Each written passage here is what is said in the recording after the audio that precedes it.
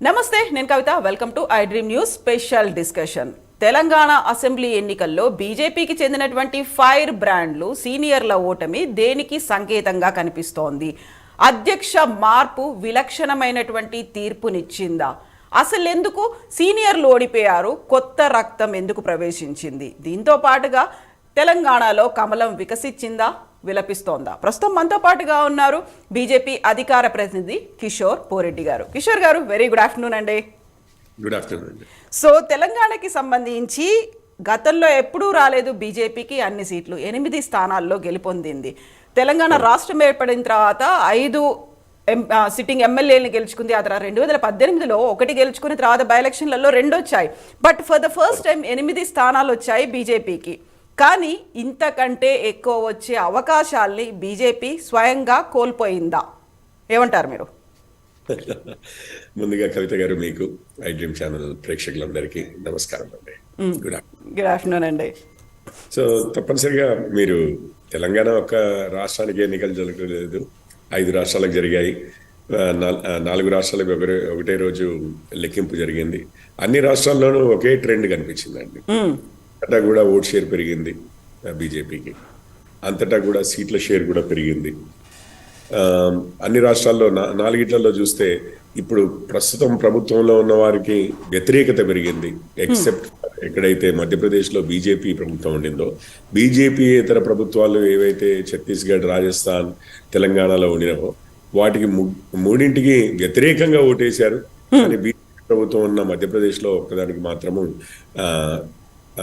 సమర్థిస్తూ vote share కానివ్వండి, ఓట్లలో శాతం కానివ్వండి, సీట్లలో శాతం కానివ్వండి పెంచారు. అదే క్రమంలో తెలంగాణలో కూడా ఓట్ షేరు పెరిగింది, సీట్ షేరు పెరిగింది. ఓట్ షేర్ అయింది, అంతకుముందు 7% ఉన్నది 4% దాకా వెళ్ళింది. అంతకుముందు 1 సీట్ ఉన్నది, ఇప్పుడు 8 సీట్లకు వెళ్ళింది. అంటే general election to general election compare చేస్తే. సో ఇవన్నీ కూడా బీజేపీ యొక్క బేస్ ఎక్స్పాండ్ అవుతున్న దానికి సంకేతాలండి. అండ్ ప్రభుత్వం ఎక్కడైతే వచ్చిందో యాంటీ ఇన్కంబెన్సీ కాకుండా ప్రో ఇన్కంబెన్సీ అనేది ఏ విధంగా బీజేపీ ప్రభుత్వాలకి మద్దతును కూడగడుతూ వెళ్తుంది అనేది, అంటే వారి పర్ఫార్మెన్స్ ని బట్టి ప్రజలు మద్దతు విధంగా పెంచుతూ వస్తున్నారు అనేది మనకు క్లియర్ గా కనిపిస్తుంది. ఇవి 2 విషయాలు. ఇక మన తెలంగాణలో 8 కాకుండా అది 18 కావచ్చు, 38 కావచ్చు, 48 వచ్చి ఉండే అవకాశాలు ఉండినవా అని అన్నది ఏదైతే ఉందో, తప్పనిసరిగా అవకాశాలు అంటే ప్రజలైతే మమ్మల్ని ఆదరించారు. ఇంకా కొన్ని చోట్లలో వచ్చే అవకాశాలు ఉన్నవి. మీరే అన్నారు, ఇప్పుడు కొంతమంది సీనియర్లు ఓడిపోయారు అది అన్న దృక్పథంలో మీరు చెప్పారు. తప్పనిసరిగా మేము 20 వరకు అయితే ఈజీగా వెళ్ళగలిగేవారు అని అనుకుంటున్నాము. మా అంచనాలు కూడా ఆ విధంగా ఉండే 30 to 80 టైప్లో దాదాపు 15 దాటుతాయి అని అయితే మేము నమ్మాము. కాకపోతే చిన్న చిన్న మెజారిటీలతో కొన్ని చోట్ల, వేరియస్ కారణాలతో కొన్ని చోట్ల ఓడిపోవడం జరిగింది. దానికి ఆఫ్ కోర్స్ ఎలక్షన్ బ్యాటిల్స్ ఎప్పుడు అట్లాగే ఉంటాయి, ఒక్క ఓటు ఓడిపోయినట్లే కాబట్టి తప్పలేదు. కాకపోతే 8 చోట్ల గెలిపించడం అనేది శుభసూచకం. అది ఆ విధంగా తీసుకుంటామండి. రాష్ట్రంలో అన్న విధంగా తీసుకుంటాం. ఎస్, ఒక ఇంట్రాస్పెక్షన్ చేసుకోవాలి అనుకున్నప్పుడు ఎలక్షన్ రిజల్ట్స్ వచ్చిన తర్వాత ఆల్మోస్ట్ 20+ ప్లేసెస్లో సెకండ్ ప్లేస్లో ఉంది బీజేపీ. ఒక టఫ్ ఫైట్ ఇచ్చింది, చతుర్ముఖం అవుతుంది, త్రిముఖం అవుతుంది అనుకున్నటువంటి స్థానాల్లో కూడా బీజేపీ స్ట్రాంగ్గా నిలిచింది, గెలిచింది 8 స్థానాలు అనేది. అందులో ఫైర్ బ్రాండ్స్ సిట్టింగ్లకి 3 ఎంపీలని మీరు బరిలోకి దించారు, 2 సిట్టింగ్ ఎమ్మెల్యేలు ఓడిపోయారు, సిట్టింగ్ ఎంపీలు ఇక్కడ ఓడిపోయారు.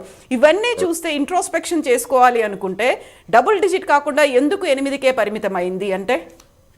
మీరు అన్నట్లుగా తప్పనిసరిగా ఆ ఓటర్ ఎనాలిసిస్ దగ్గర నుంచి ఓట్లు శాతమే కానివ్వండి, అక్కడ లోకల్గా ఉన్న పరిస్థితుల ఎనాలిసిసే కానీ తప్పనిసరిగా చేసుకుంటాము, చేస్తాము. దాని తర్వాత ఒక క్లియర్ పిక్చర్ ఎమర్జ్ అవుతుంది. Then certainly sharing that with you అండి. తప్పనిసరిగా షేర్ చేస్తాను అవుట్పుట్ ఏంటి అని. సో ఇప్పటికి ఆల్మోస్ట్ 3 days దాటింది, 3 days అవుతోంది మనకి ఎలక్షన్ రిజల్ట్స్ వచ్చి. దీనికోసం ఏమైనా కూర్చున్నారా, మాట్లాడుకున్నారా బీజేపీ రాష్ట్ర నాయకత్వం? ఇప్పుడు ఎలక్షన్స్ అయిపోగానే ఇప్పుడు నెక్స్ట్ ఇంకొక టెస్ట్ ఉంది, యూనిట్ టెస్ట్ అయిపోయింది, ఫైనల్స్ ఉన్నాయి అంటే ప్రీ ఫైనల్స్ అని అనుకుంటే అది వేరే విషయం అండి.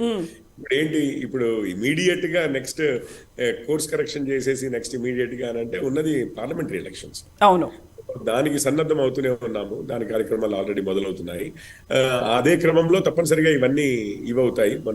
మొన్నే రిజల్ట్స్ వచ్చాయి చేయబట్టి జస్ట్ రోజే కదండి, ఈవినింగ్ వరకు, లేట్ ఈవినింగ్ వరకు. ఈరోజు I think we're on the 5th. So hardly ఒక డే మధ్యలో గడిచిపోయింది. ఇంతలోపు వారి ఇది ఉంది. మనము ఈవెన్ నిర్మల్ అంటున్నా, కామారెడ్డి కూడా చూసాము. అదే కామారెడ్డిలో జైంట్ కిల్లర్ వచ్చారు మీకు. అంతకుముందు ముఖ్యమంత్రిని, కాబోయే ముఖ్యమంత్రి, అట్లీస్ట్ దట్ ఈస్ ది ఇది కదా, రేవంత్ రెడ్డి గారు అయ్యే అవకాశాలు ఎక్కువ ఉన్నాయని అంటున్నాము. కాబోయే ముఖ్యమంత్రిని ఇద్దరిని ఓడించింది బీజేపీ. అక్కడ వెంకటరమణారెడ్డి గారు చాలా బ్యూటిఫుల్ గా పర్ఫామ్ చేశారు, ఎక్సలెంట్ గా పర్ఫామ్ చేశారు. ఇద్దరు జెంట్స్ తీసుకుని ఒకటే దెబ్బకి ఇద్దరిని పడవేశారు. సో ఇట్లాంటివి కూడా ఉన్నాయి. అయితే ఇవన్నీ కొంచెం కూర్చుని అనలైజ్ చేస్తే గానీ అసలు ఎక్కడ ఏమైంది అన్న విషయాలు కూడా కొంచెం అవగాహనలోకి వస్తాయి. అయితే ఇక్కడ మనం అబ్జర్వేషన్ లో చాలా కీలకమైనటువంటి 2 అంశాలు కనిపిస్తున్నాయండి. ఒకటి, కొత్త రక్తం అనేది బీజేపీలోకి వచ్చిందేమో, అంటే ముందు నుంచి ట్రెడిషనల్ గా ఏవైతే ఆర్ఎస్ఎస్, విహెచ్బి బ్యాక్గ్రౌండ్ ఉన్న వాళ్ళు ఎక్సెప్ట్ రాజా సింగ్ హ్యాట్రిక్ కొట్టారు. 14లో, 18లో, 23లో కూడా గెలిచినటువంటి ఏకైక లీడర్ రాజా సింగ్ ఒకరు. ఇప్పుడు మిగతా 7గురిలో కొత్త రక్తమే ఎక్కువ కనిపిస్తుంది. అందులో 2 మాత్రం బయట పార్టీల నుంచి వచ్చిన వాళ్ళు, మహేశ్వర్ రెడ్డి కావచ్చు, వెంకటరమణారెడ్డి గారు బయట నుంచి వచ్చిన వాళ్ళే. పాత జనరేషన్ ఏదైతే మనం ట్రెడిషనల్గా బీజేపీయే, వీళ్ళు కల్ట్ బీజేపీ అంటాం కదా, అలాంటి వాళ్ళు ఓడిపోవడానికి కారణం ఏంటనుకుంటున్నారు మీరు? ఇప్పుడు అలాంటి వారే కాదు కదండి. ఇప్పుడు అరవింద్ గారు ఫ్రెష్ ఎంట్రీ అంటే నాట్ సో ఫ్రెష్, బట్ అన్ని రకాల వాళ్ళు ఉన్నారు. ఓడిపోయిన వాళ్ళల్లో ఉన్నారు, చింతల రామచంద్రారెడ్డి ఉన్నారు, ఎన్విఎస్ఎస్ ప్రభాకర్ ఉన్నారు. అయితే నేను అనేది ఓడిపోయిన గెలిచిన స్వయం బాపురావు గారు, వీళ్ళంతా ఉన్నారు. అంటే ఎప్పటి నుంచో ఉన్నవారు ఉన్నారు, తర్వాత మధ్యలో వచ్చి ఇంటిగ్రేట్ అయిన వారు ఉన్నారు. ఈటల రాజేంద్ర గారు ఉన్నారు. సో ఓడిపోయిన వారంతా ఒక్కొక్కళ్ళకి, గెలిచిన వారంతా ఒక టైపు అనేది కూడా లేదు. మీరే చెప్పారు లిస్ట్ లో కూడా. అంతకుముందు ఉన్నవారు గెలిచారు, కొత్తగా వచ్చిన అంటే గెలిచింది ఒకటే కదా అనేది. రాజా సింగ్ ఒకరే ఉన్నారు కదా గతంలోంచి ఉన్న వాళ్ళు. అంటే ఇంకా మిగిలినవి నేను ఇప్పుడు కొంచెం ఆలోచన చెప్పాల్సి వస్తుంది. కానీ అట్లానే కాదండి, అంటే నేను అంటే 2 మిళితం ఉంది అని అంటున్నాను నేను. సర్టన్లీ బీజేపీ ఏ పార్టీ అయినా ఎక్స్పాండ్ అవుతున్నప్పుడు మీకు ఓటర్లే ఉన్నారు. ఫర్ ఎగ్జాంపుల్, ముందు నుంచి బీజేపీకి సపోర్ట్ చేసిన వారే ఈసారి సపోర్ట్ చేస్తే మళ్ళీ అదే 1, 2 సీట్లు వచ్చేవి కదా. ఓటర్ బేస్ పెరగడం అంటే ఏముందండి, అంతకుముందు వేరే పార్టీలకు వేసిన వాళ్ళు ఈ రోజు మనకి వేస్తున్నారు, రైట్? అంతే కదా. మనం గెలవాలి అంటే రేపు 40% ఓట్ షేర్ రావాలి అంటే ఈ రోజు కొత్తగా ఇప్పుడు మనకు 14% ముందు చేయబట్టి 26% కొత్తగా ఓటర్లు వచ్చిన వాళ్ళే మన వైపు వస్తారని కాదు కదా. ఈ రోజు బీఆర్ఎస్ వైపు వేస్తున్న వారు, కాంగ్రెస్ వైపు వేస్తున్న వారు మన వైపు తిప్పుకోవడంలో మనము సఫలీకృతం అయితే మనకి ఓట్ షేర్ పెరుగుతుంది. సో అదే విధంగా ఓటర్లు ఒక్కరే రారు కదా, నాయకులు కూడా వస్తారు. అండ్ ఇది కొత్త విషయం ఏమీ కాదు. మనము అక్కడ నార్త్ ఈస్ట్ లో హిమంత బిశ్వ శర్మ గారిని చూసినా, లేకపోతే ఇక్కడ మధ్యప్రదేశ్ లో జ్యోతిరాదిత్య సింధియా గారిని చూసినా, ఇప్పుడు ఎలక్షన్లు అయినా వీటిలలోనే చూస్తే ఆ ఇన్ఫ్లుయెన్స్ ఉంటది, కొత్త రక్తం వస్తూనే ఉంటది, అందరికి ఆపర్చునిటీస్ పెరుగుతున్నాయి. కొత్త వర్గాల వాళ్ళు, అంతకుముందు మనల్ని నమ్మని వారు కూడా ఇప్పుడు నమ్మడం మొదలు పెడుతున్నారు, వారు వస్తూనే ఉంటారు. అందరినీ కలుపుకుంటూ ఎక్స్పాండ్ అవ్వడమే, కలుపుకుంటేనే ఎక్స్పాండ్ అవుతాము, కలుపుకుంటూ ఎక్స్పాండ్ అవుతూ పోతున్నాము. సబ్కా సాత్ సబ్కా వికాస్ అన్నట్లుగా అట్లాగే సబ్కా ప్రయాస్ కూడా ఉంది ఇందులో.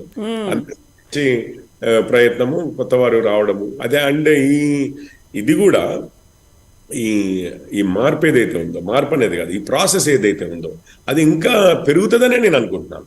ఓకే, సో ఇప్పుడు సబ్కా ప్రయాస్తో పాటుగా సబ్కా విశ్వాస్ అనేది కూడా అవసరం. ఆ విశ్వాసాన్ని చూరగొనడంలో నాయకత్వ మార్పు అనేది కీలకమైనటువంటి రోల్ ప్లే చేసింది. గతంలో బండి సంజయ్ ఉన్నప్పుడు ప్రభుత్వ వ్యతిరేకతను కావచ్చు, ప్రజా సమస్యల్ని కావచ్చు, అందరికంటే ముందు ఎత్తి చూపింది బీజేపీ. సడన్ గా ఆయన్ని మార్చేసి కిషన్ రెడ్డిని తీసుకొచ్చిన తర్వాత ఒక డౌన్ ఫాల్ అనేది స్టార్ట్ అయింది అనేటువంటి అనాలిసిస్ వినిపిస్తుంది. అంటే మన పార్టీలో ఇప్పుడు ఆ అనాలిసిస్, ఆ నెరేటివ్ ఆపోజిషన్ బాగా బిల్డ్ చేశారు, అది కరెక్టే అండి. అదొకటి, కవిత గారిని అరెస్ట్ చేయకపోవడము, ఈ రెండిటి వల్ల అన్న టైప్ లో. అండ్ ఎస్పెషల్లీ అనాలిసిస్ ఏ విధంగా బిల్డ్ చేశారు అంటే, ఆ నెరేటివ్ ఏ విధంగా వచ్చిందంటే, సంజయ్ గారు గట్టిగా మాట్లాడతారు, ప్రశ్నిస్తారు, వారిని తీసేసింది కవిత గారి దాంతో ముడి పెట్టి వీరిద్దరు ఏదో కుమ్ముకయ్యారు అన్న ఒక నెరేటివ్ ని మాత్రం తీసుకెళ్లారు, ఒక దుష్ప్రచారాన్ని మాత్రం తీసుకెళ్లారు, జనాల్లో కూడా తీసుకెళ్లగలిగారు. రిజల్ట్స్ మనం చూస్తున్నాం. అవును. అంతేగాని ఇప్పుడు సంజయ్ గారు అధ్యక్షులు ఉన్న మా పార్టీ విషయం మీకు తెలుసండి. ఇప్పుడు అధ్యక్షులమే ఉన్నాము, అధ్యక్షులం లేము. ఆయన జాతీయ ప్రధాన కార్యదర్శి అయ్యారు. అయినా అవ్వకపోయినా కానీ పార్టీ కల్చర్ ఏంటో మీకు తెలుసు. బీజేపీ కల్చర్ ఏంటో, ఒక పదవిలో ఉన్నారు చేయబట్టే వారు పని చేస్తారు, లేకపోతే వారు పని చెయ్యరు అనేది కాదు కదండి. ఇప్పుడు మా పార్టీలో 3 సంవత్సరాలకు ఒకసారి లేదా 6 సంవత్సరాలకు ఒకరికి 2 టర్మ్స్ ఉంటే మారుతూనే ఉంటారు అధ్యక్షులు. అధ్యక్షులంత మాత్రాన బీజేపీ పూర్తిగా అంటే పూర్వ అధ్యక్షులు పనిచేయరని కూడా కాదు. దన్ అనేది మొత్తం పూర్తిగా బీజేపీ పార్టీ ఈజ్ అబౌవ్ మీ అన్న టైప్ లోనే మా అధ్యక్షుల వారు, ఈవెన్ సంజయ్ గారు కూడా అట్లాగే చూస్తారు. సో కాబట్టి వారు అధ్యక్షులకు మారడం తోటే మొత్తము మారింది అనేది, అది దేనికి లింక్ చేశారంటే కవిత గారు దాంతో లింక్ చేసి అది ప్రచారం అయితే చేశారు. కానీ బీజేపీని అర్థం చేసుకున్న వాళ్ళు ఎవరు కూడా, బీజేపీని అర్థం చేసుకున్న వారు ఎవరు కూడా ఇప్పుడు సంజయ్ గారి ఎఫర్ట్ తగ్గిందనో, వారిని మార్చారు చేయబట్టానో, లేకపోతే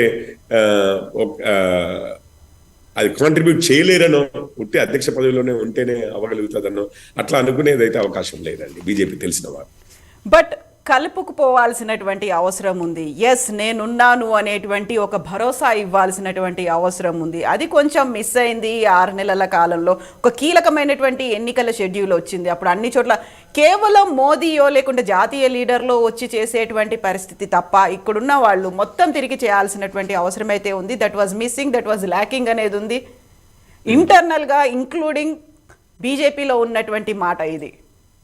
అంటే ఇప్పుడు మొట్టమొదటిసారి 43 సంవత్సరాల చరిత్రలో మన తెలంగాణలో, భారతీయ జనతా పార్టీ తెలంగాణ చరిత్రలో మొట్టమొదటిసారి మనం ఒక ఆపోజిషన్ ఆల్టర్నేటివ్ గా ప్రజలు మనల్ని చూస్తున్నారు అన్న భావన.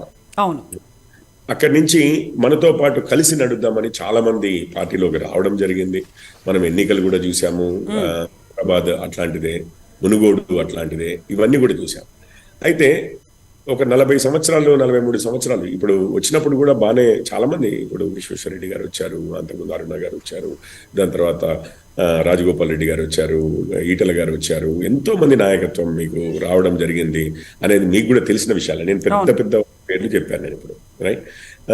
వివేక్ వెంకటస్వామి గారు వచ్చారు, ఇట్లా చాలా మంది వచ్చారు, కాంగ్రెస్ నుంచి వచ్చారు, కానీ పోయారు కూడా కదా వాళ్ళు. నేను అదే అంటున్నానండి. ఇప్పుడు ఆ వచ్చినప్పుడు ఆ ఇంటిగ్రేషన్ ఫస్ట్ టైం ఛాలెంజ్ ఇది తెలంగాణ బీజేపీ కూడా.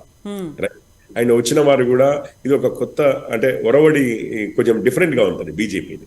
ఆ సిస్టము, ఇది ఎలక్షన్లు త్వరగా రావడము, ఇదంతా కూడా ఏదైతే ఉందో, అండ్ కేసీఆర్ గారి మీద ఎట్లాగైనా గద్దె దించాలి అనేది. అప్పుడు నాయకులు అదే మాట్లాడారు, ప్రజలు కూడా ఇప్పుడు రిజల్ట్ చూస్తుంటే మాకు ఏం జరిగినా ఏం జరగకపోయినా ఎవడు వస్తున్నాడు అనేది మాకు సంబంధం లేదు, కానీ కేసీఆర్ ని మాత్రం, బీఆర్ఎస్ ని మాత్రం ఓడించాలి అన్నట్లుగానే ఓటేశారు. ఈ క్రమంలో ఏమైంది అంటే అడ్జస్ట్మెంట్స్ అనేవి కాస్త స్లోగా జరిగాయి, కాస్త ఫ్రిక్షన్ కూడా క్రియేట్ అయిన విషయము. అది అందరము మన పేపర్లలో, న్యూస్ లో చూస్తున్న విషయం. ఒక్కసారి ఎప్పుడైనా కానీ ఒక కొత్త డైరెక్షన్ తీసుకున్నప్పుడు పార్టీ, ఆ కొత్త మొమెంటం వచ్చినప్పుడైనా, కొత్త చేంజెస్ వచ్చినప్పుడైనా అది కొంత టైం పడుతుంది. అయితే ఈ వ్యవధి తక్కువ ఉండడంలో అడ్జస్ట్మెంట్స్ అనేది పూర్తిగా సెటిల్ అయ్యేంత వరకు మాకు సమయం దొరకలేదు అని నేను అనుకుంటున్నాను. సో సెటిల్ అవ్వడానికి అది దొరికిండి ఉంటే, కాస్త సమయం, కాస్త ఇది దొరికిండి ఉంటే గ్యారంటీగా ఈరోజు అసలు కాంగ్రెస్ లో ఉన్న ప్లేస్ లోనో, లేకపోతే సబ్స్టాన్షియల్ గా సీట్లు ఉండే ప్లేస్ లోనో బీజేపీ ఈరోజు తప్పనిసరిగా ఉండేది. కాకపోతే ఆ ఘట్టం అయిపోయింది. ఇప్పుడు నెక్స్ట్, ఇప్పుడు మనకి కొత్త తీరు కూడా తెలిసిపోయింది కదా. అండ్ మనోళ్ళు కూడా, వచ్చిన వారు కూడా ఇందులో నుంచి గెలిచి, మీరే అన్నారు, బయట నుంచి వచ్చిన వాళ్ళు కూడా పార్టీ మద్దతు ఉంటది, శ్రేణులు తమని భుజాల మీదకి ఎత్తుకుని విజయం వైపు నడిపిస్తారన్న నమ్మకము కలిగింది అందరికీ. సో ఆ ట్రాన్సిషనరీ పీరియడ్ లో ఉండే ఒడిదుడుకులు మేము ఫేస్ అయ్యాము. అది ఆ సమయము కాస్త తక్కువగా ఉండడంతో, అదే క్రిటికల్ మూమెంట్ లో కొంత ఆ నరేటివ్ బిల్డ్ అవడంతో 1-2 విషయాల్లో అది ఎలక్షన్ టైంకి వచ్చేసరికి మేము పీక్ లో ఉండలేకపోయాం. అది ఇంకొక 6 నెలల తర్వాత ఉన్నా కానీ మళ్ళీ ఇది అయ్యేది అని నేను అనుకుంటున్నాను. సో ఇక్కడ వచ్చిన వాళ్ళు, కొత్తగా వచ్చిన వాళ్ళు గెలిచారు అనుకుంటున్నప్పుడు, సరే కొత్త బ్లడ్ వచ్చింది, వాళ్ళు గెలిచారు అన్నప్పుడు కూడా ఏలేటి మహేశ్వర్ రెడ్డి చేసినంతగా పోరాటం నిర్మల్కి సంబంధించి మిగతా నాయకులు అంత సీరియస్గా పోరాటం చేశారా సమస్యల మీద? ఆయన నిరాహార దీక్షల దాకా చేశారు, చివరికి పోలీసులు హాస్పిటల్లో అడ్మిట్ అవ్వడం, ఇవన్నీ జరిగాయి కదా ఆ టైంలో. ఎవరు మీరు అనేది? ఈవెన్ ఇతను కదా నిర్మల్, ఇక్కడ కూడా కామారెడ్డిలో వెంకటరమణారెడ్డి గారు కూడా చేశారు. ఇచ్చారు. రెడ్డి గారు నిరసన దీక్ష తీస్తే ఆ రోజు 24 గంటల మధ్యలోనే పోలీసులు వచ్చి అరెస్ట్ చేశారు. అవును. రైట్, సమస్యల మీద చేశారా? ఇప్పుడు కాంగ్రెస్ వారు ఎంతమంది నిరాహార దీక్షలు చేసి ఎంతమంది ఆసుపత్రులు పాలయ్యారండి? కోమటిరెడ్డి వెంకరెడ్డి గారు అయ్యారా? ఉత్తమ్ కుమార్ రెడ్డి గారు అయ్యారా? ఈరోజు ప్రముఖుల పేర్లు చెప్తున్నాను. అసలు మీరు టీవీ స్క్రీన్ మీద ఎప్పుడైనా మన పూర్వ ఉప ముఖ్యమంత్రి గారు వారు దామోదర్ రాజనరసింహ కనిపించారా? అసలు జానారెడ్డి గారు స్క్రీన్ మీద కనిపించారా ఎక్కడైనా? But Jaggareddy okay. గారు ఎప్పుడు వచ్చినా గానీ స్క్రీన్ మీద కనిపించింది అంటే సెన్సేషనల్ కామెంట్స్ చేయడానికి with in the party system మీద చేయడానికి కనిపించారు కానీ ఎన్నడన్నా ఏ కాంగ్రెస్ నాయకుడైనా, ఈ రోజు కాంగ్రెస్ గెలిచింది అంటున్నాం కదా, 5 సంవత్సరాల్లో కాదు 10 సంవత్సరాలు ఎన్నడన్నా ఏ విషయం మీదనైనా ఉద్యమం చేసి ఎగ్జాక్ట్లీ కిషోర్ గారు, కిషోర్ గారు వాళ్ళు జరగకపోవడమే కాకుండా ప్రతిసారి మేము కేసీఆర్ ని ఎదురిస్తున్నామని చెప్పి ఓటర్లను నమ్మించి గెలిచిపోయి ఆయన ఒళ్ళో కూర్చున్నారు కదండి.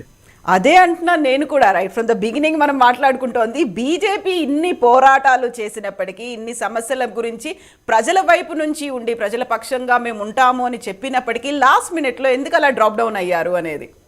డ్రాప్ డౌన్ అవడం ఏం లేదండి, డ్రాప్ డౌన్ అవడం అనేది ఉండదు. మీకు ఒక విషయం చెప్తాను, అంటే ఎనీ న్యూ మోడల్ వచ్చినప్పుడు కూడా ఏదైనా కావచ్చు, న్యూ వాతావరణమో, న్యూ ఎన్వైరన్మెంటో, న్యూ పరిస్థితుల్లో వచ్చినప్పుడు, కొత్తవి వచ్చినప్పుడు అడ్జస్ట్మెంట్ కి కొంత టైం అవసరం అవుతుంది.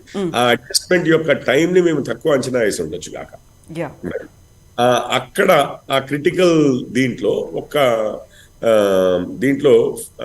ఆప్టిమల్ గా ట్యూన్ అవ్వలేక దెబ్బతిన్నారు నేను అనుకుంటున్నాను. మేము ఇప్పుడు చేంజెస్ ఉన్నాయండి, కొత్త వాళ్ళు రావడమే కానివ్వండి, పాత వాళ్ళం ఉండడమే కానివ్వండి, ఎనర్జీయే కానివ్వండి, ఇదంతా కూడా కొంత సమయం పట్టింది. మేము అనుకున్న అంటే మాకు బెస్ట్ అవుట్కమ్ వచ్చేదానికన్నా కాస్త ఎక్కువ టైం పట్టింది. టైం పట్టడము, ఆ టైం వ్యవధి లేకపోవడం మాకు నష్టమైంది అని నేను అనుకుంటున్నాను. అంటే లేకపోతే నిజంగానే ఈ రోజు కాంగ్రెస్ ఉన్న పరిస్థితుల్లోనో లేకపోతే 40 సీట్ల దగ్గర ఉండే అవకాశం ఉండేది మీరు తప్పనిసరిగా. సో బీజేపీలో గతంలో ఎప్పుడూ కనిపించని ఒక కొత్త పద్ధతి, బీజేపీ సంప్రదాయం కాదది, ఒక నాయకుడు 2 చోట్ల నుంచి పోటీ చేయడం అనేది. ఇప్పుడు ఈటెల రాజేందర్ గతంలో లేదండి, మీరు తెలంగాణలో ఇప్పటిదాకా మనం చూడలేదు ఆ పరిస్థితి, తెలంగాణలో కనిపించలేదు. సో ఈటెల రాజేందర్ 2 చోట్ల ఓడిపోయారు. అది స్వయంకృతాపరాధమా, లేకుంటే బీజేపీ ఎందుకని ఒక ఫర్మ్ డెసిషన్ తీసుకోలేకపోయింది ఆ విషయంలో? అట్లేం లేదండి, ఫర్మ్ డెసిషన్ తీసుకునే 2 చోట్ల నిలబెట్టారు కదా. బట్ ఎందుకు ఓడిపోయారు? ఒక చోట తను గెలిచినటువంటి, గతంలో ఎప్పటి నుంచో ఉన్నటువంటి హుజూరాబాద్ కూడా. ఇప్పుడు 2 చోట్ల నిలబడ్డము, ఇప్పుడు కొన్ని థింగ్స్ ఉంటాయండి. ఇప్పుడు మీరు నిలబడ్డ ప్రతి చోట గెలవడమే అనేదే కాదు, పార్టీ లేవడానికి ఇప్పుడు ఛాలెంజ్ చేస్తున్నారు. 2 చోట్ల మేము ఛాలెంజ్ చేశాము కేసీఆర్ గారిని, ఒక చోట ఓడగొట్టాము, ఒక చోట ఇదయ్యాము. ఇప్పుడు ఆ ఒక చోట ఓడగొట్టింది, ఇంకొక చోట మేము ఓడిపోయింది. 2 కూడా స్ట్రాటజిక్ ఇవే కదా, ఫోకస్లే. సో దాన్ని మీరు సరిగ్గా డిసైడ్ చేయలేదా? ఎలక్షన్స్ లో ఎవరు ఏ డిసైడ్ చేసినా కానీ ఎన్నో ఫ్యాక్టర్స్ ముందుకు వస్తాయి తర్వాత, ప్రచారంలో కానివ్వండి, ఇంకొక విధంగా. కానీ కేసీఆర్ గారిని కొంచెం కట్టుదిట్టం చేయగలిగాము, అందువల్లనే అక్కడ కామారెడ్డిలో ఓడిపోయి ఉండొచ్చు కాక. సో ఒకటే దాంట్లో వారిని ఫోకస్ చేయనిచ్చి ఉంటే అసలు ఈరోజు కామారెడ్డిలో ఆయన గెలిచేవారేమో తెలియదు కదా మనకి. సో ఇవన్నీ కూడా హైపోథెటికల్స్ అండి. మనం ఏమనుకున్నాము, మీరు అన్నట్టుగా ఎందుకు గట్టి డిసిషన్ తీసుకోలేదంటే, గట్టి డిసిషన్ తీసుకునే ఇద్దరిని ఛాలెంజ్ చేశాము. ఇప్పుడు కామన్ సెన్సే చెప్తుంది కదా. ఇప్పుడు ఏదో అంటారు, ఎక్కువ మందిలో మజ్జిగ పలచన అంటాం, చూసారా? అలాగే ఇప్పుడు ఈటల రాజేందర్ గారు 2 దగ్గర తీసుకుని రిస్క్ తీసుకున్నారు అని అంటాను నేనైతే. అసలు 2 పోటీ చేసి, లేకపోతే ఒకటే దాంట్లో అయితే గెలిచుండేవారు. కానీ ఆ 2వ దాంట్లో మనం ఛాలెంజ్ చేయడం వల్ల సీఎం గారిని 2 చోట్ల కూడా 30 తిప్పలు పెట్టాము అన్న ఇదేదైతే ఉందో, ఛాలెంజ్ చేసే వాళ్ళు ఉన్నారు కేసీఆర్ గారిని అనేది ఏదైతే ఉందో, అది ఒక లెవెల్ ఆఫ్ డిఫరెంట్ మెసేజింగ్ వెళ్తుంది కదండి. అది వెళ్ళింది అనేది మేము అనుకుంటాము. అండ్ ఒక దగ్గర కాబోయే ముఖ్యమంత్రిని, పూర్వపు ముఖ్యమంత్రిని, ఇద్దరిని ఒకే దగ్గర కొట్టిపడేశామని మేము అనుకుంటున్నాం, ఓడించాము. సో ఈటెల రాజేందర్ తో తెలంగాణ బీజేపీ లాభపడిందా నష్టపడిందా అంటే? అయ్యో, ప్రతి కార్యకర్తతో లాభపడిందండి, ప్రతి కార్యకర్తతో లాభపడింది. ఈటెల రాజేందర్ గారి గురించి మీరు స్పెసిఫిక్ గా ఎందుకు అడుగుతున్నారో నాకు తెలియదు, కానీ నేను ఒక విషయం చెప్తాను. నాగార్జున సాగర్ ఎన్నికలు అయిపోయాయి, దాని తర్వాత జిహెచ్ఎంసీ అయిపోయింది, దాని తర్వాత నాగార్జున సాగర్ అయింది. నాగార్జున సాగర్ అయ్యేసరికి మాకు 5,000 ఓట్లు ఆ రేంజ్ లో వచ్చాయి. అవునా కాదా చెప్పండి? అప్పటికి కాంగ్రెస్ పొజిషన్ లోకి బీజేపీ వెళ్ళింది అనుకున్నాం. బీజేపీ అని ఉండింది కదా, మనమే ఆల్టర్నేటివ్ అని, అది దాని తర్వాత 2 ఎమ్మెల్సీ ఎలక్షన్స్ ఓడిపోయారు. దాని తర్వాత హుజూరాబాద్ గెలిచాం. అవును, మళ్ళీ ఒక ఊపు వచ్చిందా? అసలు హుజూరాబాద్ అయితే ఆయన 1,70,000 కోట్లది ఒక దళిత బంధు అనే ఒక కొత్త స్కీమ్ ని ఆవిష్కరించారండి. ఆవిష్కరించి చాలా ప్రెస్టీజియస్ గా తీసుకుని అక్కడి మొత్తం మినిస్టర్లు అంతా నెలల తరబడి అక్కడ మక్కం వేసి మొత్తం అసలు కేసీఆర్ వర్సెస్ బీజేపీ అనే టైప్ లో చేసి, రైట్, అందులో మేము గెలవడం వల్ల తప్పనిసరిగా పార్టీకి లాభం అయింది కదా. మేము ఫార్వర్డ్ తీసుకుంటూ వెళ్ళాం. మేము మీకు ఒక్కటే పాయింట్ ఇచ్చేస్తాను. అదే ముప్పోడులో కూడా ఆ 10,000 ఓట్ల గ్యాప్ తో మేము ఏదైతే ఓడిపోయామో అది కాకుండా గెలిచి ఉంటే ఈ రోజు తప్పనిసరిగా మన రిజల్ట్స్ డిఫరెంట్ గా ఉండేయని మీరు అగ్రీ అంటే ఎవరైనా అనుకోవచ్చు కదా. ఎందుకంటే నథింగ్ సక్సీడ్స్ లైక్ సక్సెస్ అంటారండి. సక్సెస్, విజయం అనేది విజయవంతమైన విధంగా ఇంకేది విజయవంతం కాదు అంటారు. మనము దుబ్బాక, జిహెచ్ఎంసి, హుజూరాబాద్, మునుగోడు అనుకుంటూ వెళ్ళుంటే ఈరోజు గ్రాఫే డిఫరెంట్ గా ఉండేదేమో. మేబీ ఆ 10,000 షార్ట్ అవ్వడము, కమ్యూనిస్టులు అలయన్స్లు అంటే ఆపర్చునిస్టిక్ అలయన్స్లకి వెళ్ళడము, తోక పార్టీలు అని అన్న కేసీఆర్ గారు, అట్లాగే ఈరోజు అసలు బీఆర్ఎస్కి ఎదురు ఇది ఎగెయిన్స్ట్ గా మేము వారిని ఎండగడుతున్నామన్న కమ్యూనిస్ట్ పార్టీలు రెండు కలిసి ఇట్లాంటివన్నీ ఇవన్నీ చేసి అండ్ కాంగ్రెస్ కి ఇంటర్నల్ గా మద్దతు ఇస్తూ కాస్త కాంగ్రెస్ ఓట్ షేర్ ని ప్రిజర్వ్ చేయాలని చెప్పి కేసీఆర్ గారు కూడా ప్రయత్నించి మొత్తం మీదనైతే ఒక 10,000 ఓట్లతో ఆ 10,000 ఓట్లే అటు ఇటు అయ్యిండుంటే మీరు లాభదాయకం అయ్యిందేదా కాదా అని అంటే ఏం చెప్తారు? తప్పనిసరిగా అయ్యేదనే చెప్పాలి కదా. సో ఇక్కడ బీసీ సీఎం నినాదాన్ని తీసుకొచ్చారు ప్రధానమంత్రి నరేంద్ర మోదీ. అది వర్కౌట్ అయిందా, వర్కౌట్ కాలేదా? అండ్ బీజేపీ ఎల్పీ లీడర్ గా బీసీ నాయకుడు ఉంటారా? బీజేపీ ఎల్పీ లీడర్ గా బీసీ నాయకులు ఉంటారా అనేది ఇప్పుడు ఇంకొక 1-2 days లో అయిపోద్దండి డెసిషన్. తెలుసు కదా, అంతకుముందు బీజేపీ ఎల్పీ నాయకులు బీసీ నాయకులే కదా. రాజేశ్వర్ గారు ఇప్పుడు ఏమవుతారో లెజిస్లేచర్ పార్టీ డిసైడ్ చేయనివ్వండి 2 రోజులు. ఓకే, ఇంకొకటి బీసీ సీఎం తీసుకోవడం వల్ల హెల్ప్ అయిందా?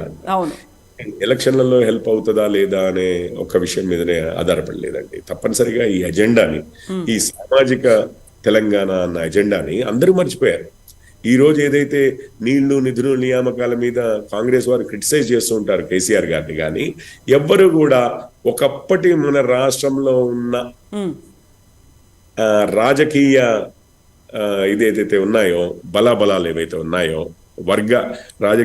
రాజకీయంగా సామాజిక వర్గాల బలాబలాలు ఏవైతే ఉన్నాయో అందులో కూడా మార్పు రావాలి, అన్ని వర్గాల అధికారంలో ఒక వాటా రావాలి అన్న ఇది ఉంది చూసారా. అవి ఇటు బీఆర్ఎస్ కానీ అటు కాంగ్రెస్ కానీ ఇద్దరూ కూడా అసలు ఆ మాటే విననట్టు మర్చిపోయినట్లుగా పూర్తిగా బిహేవ్ చేస్తున్నారా లేదా? 10 సంవత్సరాల తర్వాత తెలంగాణ మనం కొట్లాడి సాధించుకుంది కేవలం నీళ్లు, నిధులు, నియామకాల కోసమే కాదండి, ఒక సామాజిక మార్పు కూడా కావాలని. ఆ అజెండాని మాత్రము ఇద్దరూ మర్చిపోయారు. కేవలం బీజేపీ ముందుకు తీసుకెళ్తోంది అండ్ ఆ అజెండాని ఆవశ్యకత ఉంది చేయబట్టి తీసుకెళ్లవలసిన ఆవశ్యకత ఉంది. డెమోక్రసీ కూడా, ప్రజాస్వామ్యం కూడా బలపడుతుందండి. అన్ని వర్గాల వారికి అవకాశాలు వస్తున్న ప్రజాస్వామ్యంలో, అవకాశాలు వస్తున్న వ్యవస్థలో ప్రజాస్వామ్యం కూడా బలపడుతుంది. సో ఆ ఆవశ్యకత ఇప్పటికీ ఉంది. అందుకే ఉద్యమం చేశాము. ఉద్యమ ఆవశ్యకతలు, ఆశయాలు ఇప్పటికీ ఏదో కనుమరుగైపోయాయి, అవసరం లేనివి అయిపోయాయి. అప్పుడు తప్పుడు ఆశయాలతో మనము, అవసరం లేని ఆశయాలతో మనం కూడా ఇది ఉద్యమం చేశాము అని చెప్పి మేము అనుకోవట్లేదు. సో తప్పనిసరిగా ఎజెండా ముందుకు కొనసాగుతుంది. సో ఇప్పుడు తెలంగాణతో పాటు జరిగినటువంటి మిగతా రాష్ట్రాల ఎన్నికలు, మిజోరంని కాస్త పక్కన పెడితే మధ్యప్రదేశ్ని రిటైన్ చేసుకున్నారు, ఛత్తీస్గఢ్, రాజస్థాన్ని సరికొత్తగా గెలుచుకుంది బీజేపీ. తెలంగాణకి సంబంధించి దాన్ని గ్రోత్ని ఎలా చూస్తున్నారు మీరు? అసలు తెలంగాణలో జరిగింది అక్కడ జరిగిందండి, బట్ అక్కడ గెలుచుకున్నారు కదా, అక్కడ వచ్చింది కదా ప్రభుత్వంలోకి. అవును, అంతకుముందు ఉన్న ఓట్ షేర్ ఎంత అక్కడ, ఇప్పుడు పెరిగిన ఓట్ షేర్ ఎంత, అక్కడున్న అంతకుముందు ఉన్న సీట్ షేర్ ఎంత, ఇప్పుడు పెరిగిన సీట్ షేర్ ఎంత. ఇక్కడ మేము 8 రెట్లు సీట్లు పెరిగాము, ఇక్కడ డబుల్ అయింది ఓట్ షేర్. అక్కడ ఉన్న ముందే స్ట్రాంగ్ గా ఉన్నాం చేయబట్టి అక్కడి నుంచి కొంచెం పెరిగినా అధికారంలోకి వచ్చాము. ఈ రోజు మేము ఇక్కడ ఉన్నది చాలా తక్కువలో ఉన్నాం చేయబట్టి ఎదిగాము. ఇక్కడ ఎదగనంతగా ఈ 3 రాష్ట్రాల్లో ఎదగనంతగా ఎదిగాము. ఎదిగినా కూడా మేము స్టార్ట్ అవ్వడం అనేది మనము తక్కువ బేస్ తో స్టార్ట్ అయ్యాం చేయబట్టి ఇంకొంచెం సమయం పడుతుంది అనే ఇండికేషన్ వచ్చింది, అంతే అండి. లేకపోతే ఇక్కడ కూడా మేము స్టార్ట్ అవ్వడమే ఒక 20 మంది ఎమ్మెల్యేలతో స్టార్ట్ అయి ఉంటే ఈ రోజు గ్యారంటీగా మాది ప్రభుత్వం తప్పనిసరిగా మాది ఉండేది. బట్ ఒకే స్టెప్లో 1 నుంచి 60కి వెళ్ళాలి అనేది జరగలేదు. అది న్యాచురల్ గా దానికి ఛాన్సెస్ తక్కువ ఉంటాయని ఎవరైనా కానీ చెప్పగలరు.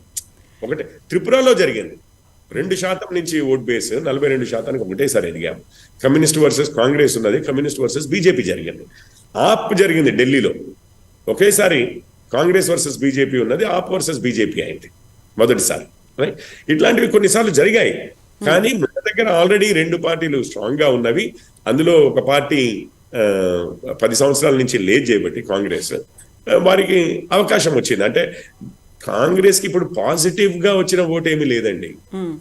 మొత్తము బీఆర్ఎస్ ని ఓడించాలన్న యాంటీ ఇన్కంబెన్సీ వచ్చింది, కానీ ప్రభుత్వ వ్యతిరేక ఓటు వచ్చింది కానీ కాంగ్రెస్ కి.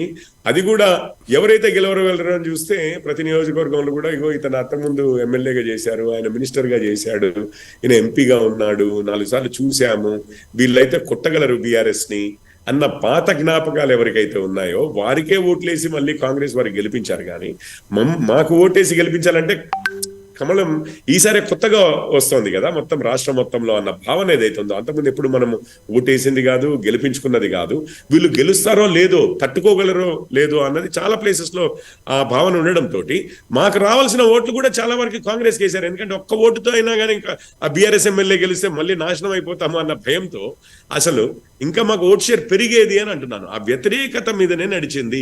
కాంగ్రెస్ వారిగో ఈ విధంగా అభివృద్ధి చేస్తామంటున్నారు, ఆ విధంగా అభివృద్ధి చేస్తామంటున్నారు అని చెప్పి వారి విజన్ ని చూసి వేసిన వాళ్ళు ఎవరు లేరండి. అది కాంగ్రెస్ వాళ్ళు కూడా ఒప్పుకుంటారు. పూర్తిగా విరుద్ధంగా వేశారు అని అంటున్నారు. That is the main point అండి. ఇప్పుడు యాంటీ ఇన్కంబెన్సీ అని మనం అనుకున్నప్పుడు దాని గురించి విపరీతంగా ఫోకస్ పెట్టాల్సినటువంటి బీజేపీ కాస్త సైడ్ ట్రాక్ పెట్టింది, అంత ఎఫర్ట్ పెట్టలేకపోయింది. When we talk about Sirpur కాగజ్ నగర్కి సంబంధించి చూసుకుంటే పాల్వాయి హరీష్ ఉన్నారు. అక్కడ ఆ కార్నర్ దాకా వెళ్ళి క్యాంపెయిన్ చేసిన బీజేపీ స్టేట్ లీడర్స్ ఎవరున్నారు? పోనీ నేషనల్ లీడర్స్ దన్నా అక్కడి దాకా వెళ్ళి అబ్బాయి కోసం క్యాంపెయిన్ చేసి వచ్చారా అనేది మెయిన్ పాయింట్ ఉంటుంది. అక్కడ ఆయన తనకున్నటువంటి చరిష్మా కావచ్చు, అక్కడే చతుర్ముఖ పోటీ బలంగా ఉంటుంది అని వినిపించినప్పుడు ఒక విషయం ఉంది. మీరు గెలిచినవన్నీ కూడా, మీరు బీజేపీ గెలిచినవన్నీ కూడా ఆదిలాబాద్, నిజామాబాద్. సో ఈ మూడిట్లలో ప్రెజెన్స్ ముందు నుంచి బీజేపీ స్ట్రాంగ్ గా ఉందని మీరు కూడా ఒప్పుకుంటారు. ఎగ్జాక్ట్లీ, అక్కడ ఎంపీ కూడా ఉన్నారు కాబట్టి. రాష్ట్రంలో ఒప్పుకొని వారు అంటూ ఉంటారు కాదు, అక్కడ ఎంపీ ఉన్నారు కాబట్టి గెలుచుకున్నారు. బట్ ఆ ఎంపీ కూడా ఎమ్మెల్యేగా కంటెస్ట్ చేస్తే రాలేదు కదా. ఆ మనిషి అంటే మీకు ఏమర్థమవుతోంది? ఉట్టిగా ఎంపీగా ఉన్నవారు ఎమ్మెల్యేగా చేయబట్టి వారు ఓడిపోయారు చేయబట్టి వారి ఇన్ఫ్లుయెన్స్ ద్వారానే ఆదిలాబాద్ లో మనకు స్థానం ఉంది అని అనడం అనేది మీరు కాదంటున్నారు. మీరే అంటున్నారు బేస్ ఉంది, బేసిక్ గా బేస్ ఉంది. మనం ఏదో ఖమ్మంలోనో నల్గొండలోనో 8 మంది వచ్చి ఉంటే డిఫరెంట్ గా ఆలోచించేవాళ్ళు. సో ఎక్కడైతే బేస్ ఉందో అక్కడి నుంచే గెలిచారు. ఈవెన్ కరీంనగర్ లో కూడా స్ట్రాంగ్ బేస్ ఉంది కూడా, అందుకనే మీకు చాలా తక్కువ మెజారిటీలతో అటు ఇటు అయ్యాయండి, ఓట్ షేర్లతో అటు ఇటు అయ్యాయి సీట్లు. అది క్లియర్ గా కనిపిస్తుంది మనకి. సో రాష్ట్రం మొత్తంలోనూ మనకు బలపరుస్తున్నారు ప్రజలు, మనకు మద్దతు పెంచుతున్నారు.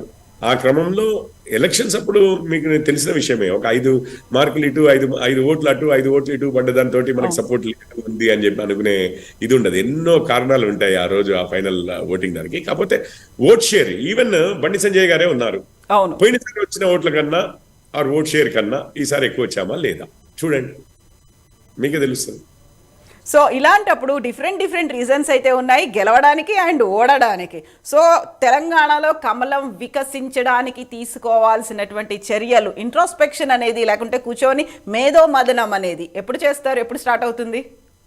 తప్పనిసరిగా అవుతుందండి. ఇప్పుడు పార్లమెంటరీ ఎలక్షన్స్ కి మనము ఎట్లాగో ప్రిపరేషన్స్ ఉంటాయి కదా, ప్రిపరేషన్స్ లోనే నాయకులు కలవడం అనేది జరుగుతుంది కదా. ఆ ప్రిపరేషన్స్ కి అయినా కానీ మొన్నే అయిపోయింది చేయబట్టి రిజల్ట్స్ వచ్చేసరికి మన సాయంత్రం ఇప్పుడు అంతా కూడా ఫోకస్ కూడా ప్రభుత్వ ఏర్పాటు, ఏం జరగబోతుంది, దాని మీద రియాక్షన్, ఇవన్నిటి మీద కూడా ఉంటాయి. అండ్ మన ఇతర రాష్ట్రాల్లో జరిగిన వాటిని ఇప్పుడు తెలంగాణను ఒకటే అసెస్ చేసుకోమండి. ఇతర రాష్ట్రాల్లో జరిగిన దాన్ని, అక్కడ ఏం బాగా జరిగింది, వాళ్ళతో కూడా ఇంటరాక్షన్స్ అవుతాయి. ఇక్కడ ఏం జరిగింది, వచ్చిన ఇన్ఛార్జెస్ ఉన్నారు, వారు అవలభ్యంలోకి వస్తారు మళ్ళీ 2 రోజుల తర్వాత. అందరం కలిసి ఆలోచించే విషయం కదా, టైం పడుతుంది. సో టైం పడుతుంది. And you are going to come back. ఎంత కాలంలో వస్తారు? ఎంతో కాలం లేదండి, 4 నెలలే ఉంది. 4 నెలల్లో మనకి లోక్సభ ఎలక్షన్స్ ఉన్నాయి. లోక్సభ ఎలక్షన్స్ లో ఏం జరుగుతుందో తప్పనిసరిగా చూద్దాము. అండ్ ఇక్కడి నుంచి అయితే చాలా స్ట్రాంగ్ గా, పోయినసారి 4 వచ్చాయి మీరు చూశారు, ఒక్క సీట్ గెలిచిన రోజు. ఈరోజు చాలా స్ట్రాంగ్ గా బీజేపీ బ్యాక్ రాబోతోంది. అండ్ బ్యాక్ రావడం అని కాదు, ఇప్పటికే వచ్చింది, స్ట్రాంగ్ గానే ముందుకు వెళ్ళాము.